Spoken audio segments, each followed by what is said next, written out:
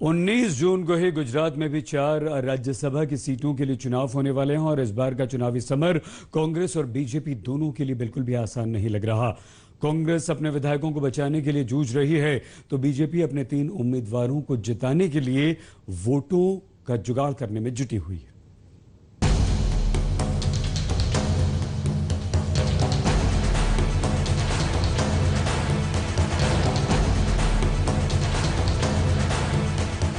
गुजरात में राज्यसभा चुनाव से पहले रिजॉर्ट गुलजार है।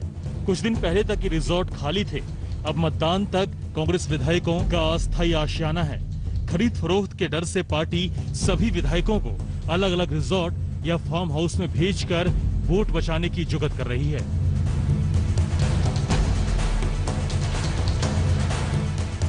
उन्नीस जून को 4 राज्यसभा सीटों पर होने वाले राज्यसभा चुनाव में कांग्रेस मात नहीं खाना चाहती। 2 सीटों पर कांग्रेस के शक्ति सिंह गोहिल और भरत सिंह सोलंकी उम्मीदवार हैं, तो 3 सीटों पर बीजेपी के अभय भारद्वाज, रामीलाबेन बारा और नरहरि अमीन। लिहाजा एक एक वोट के लिए दोनों पार्टियों के दांव पेश शुरू हो गए हैं। लेकिन इस बार का चुनावी अखाड़ा आसान नहीं है। वर्तमान समीकरण के हिसाब से एक सीट की जीत के लिए 35 वोट चाहिए। ऐसे में कांग्रेस को दोनों सीट जीतने के लिए 70 वोट चाहिए। वहीं बीजेपी को 105 सीटों की दरकार है। अब आपको बताते हैं कि गुजरात में दोनों पार्टियों की मुश्किलें क्या है। कांग्रेस 2 मोर्चों पर जूझ रही है। पहली और बड़ी मुसीबत है अंदरूनी फूट। मार्च से अब तक 8 विधायक हाथ का साथ छोड़ चुके हैं, बचे हैं सिर्फ 65। कांग्रेस की दूसरी मुश्किल बीजेपी है। पार्टी आरोप लगा रही है कि बीजेपी ने खरीद है, जिनमें से 3 विधायक कोरोना से पीड़ित होकर अस्पताल में हैं। ऐसे में अभी बीजेपी को 5 वोटों की जरूरत है।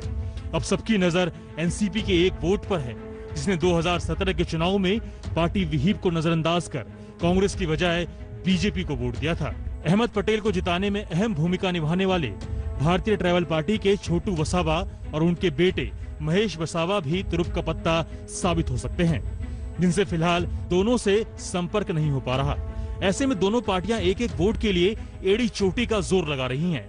कांग्रेस हर बार की तरह फिर से बीजेपी पर आरोप लगा रही है, तो हार्दिक पटेल अपनी ही पार्टी को नसीहत दे रहे हैं। नहीं, हम पिछले 6-7 सालों की बात करें तो कांग्रेस के 27 से 28 विधायक इस्तीफा देके गए हैं। मैं मानता हूं कि भारतीय जनता पार्टी साम दाम दंड भेद का प्रयोग करती है, लेकिन शायद हमारी भी कोई गलती हुई है।